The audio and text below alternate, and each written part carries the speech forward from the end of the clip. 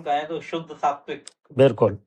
और 24 घंटे में एक बार रोटी बनती थी। सुबह रोटी बना लो, उन्हीं का भोग लगा के उनको ही अभी सुबह पान ऐसे से पालो, जब भूख लगे तो उसको पालो। इसके अलावा दोबारा रसोई नहीं बनती थी। और वही सुबह की बनी हुई रोटी शाम को चटनी या मिर्च के साथ हम लोग पाते थे। कभी कभी वो ज़्यादा चटनी और उससे पाने से जलन हो जाती थी, तो हमको याद है कि 1 किलो चीनी हमने ले ली, तो 6-6, 7-7 महीने तक उसी चीनी, 1 चम्मच चीनी पानी में डाल दी, उसका मीठा पानी कर लिया, उसमें डुबा डुबा के टुकड़े रोटी खा लिए। 1 किलो चीनी 7 6-7 महीने। महीने उसमें कभी 2-4 दिन के बाद कभी 1 चम्मच चीनी डाली, पानी मीठा हो गया, उसमें टुकड़ा डुबाया, रोटी खा ली। ऐसे समय मेरा कहने का मतलब कि इतनी परिस्थितियां भी सामने आते हुए भी कभी मन में, ठाकुर जी की कृपा के ऊपर कह रहा हूं ये सारी बातें, कि इतनी परिस्थितियों के साथ भी कभी मन में ऐसा विचार नहीं आया कि चलो छोड़ करके हम तो अपने घर जाते हैं।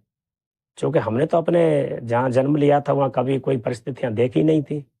अच्छे मतलब अगर कहें तो एक तरीके से संत रूप में आने से पहले ये कहीं न कहीं आपकी एक परीक्षा हो रही थी वृंदावन धाम में। जी, जी, जी।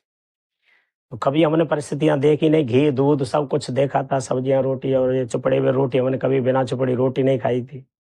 लेकिन इसके बावजूद यहाँ रह करके भी मन में कभी नहीं आया ऐसा कि हम अपने छोड़ करके चले जाएं, घर चले जाएं। फिर धीरे धीरे इसी तरह से उनके साथ हम 25 साल रहे। यानी लगभग 10 वर्ष की अवस्था में आने के बाद में 15 वर्ष आप उनके साथ में रहे। 25 साल। 25 साल तक उनके साथ। जी। फिर हमारे जो निज गुरु जी थे, जी। जिनसे मैंने दीक्षा ली थी, फिर हमारे गुरु जी का देहावसान हो गया, निकुंज महल को चले गए।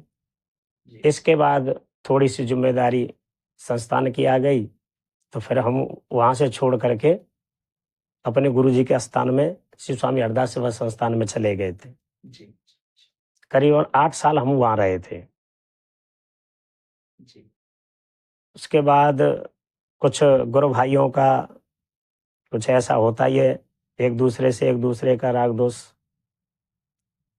जो कुछ ऐसी परिस्थिति आई कि हमको अच्छे भले थे और हमको बुला करके और एक दवाई के बहाने से कि बहुत अच्छे वैद्य आए हुए, वो लोरिया गांव के वैद्य थे, चतुर्वेदी नाम करके,